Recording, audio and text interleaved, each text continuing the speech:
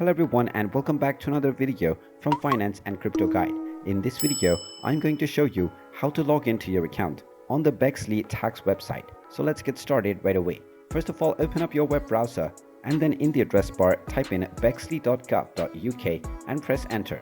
You will now be taken into the official website for the Bexley Department of Taxes. Now from the home page, click on the login button at the top right corner and you will be taken into the login page. Click on login to your account, which will take you into the login portal where you will be asked to enter your account credentials. Go ahead and type in your email address that you used while signing up for your account and then type in your account password within the password box. You can then click on the login button and you will be logged into your Bexley Tax Account website right away.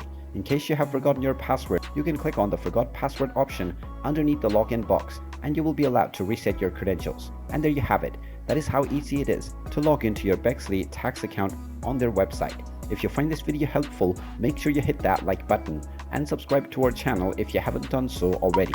Also ring that notification bell to never miss another update from us. Thank you for watching and I will see you again in the next video.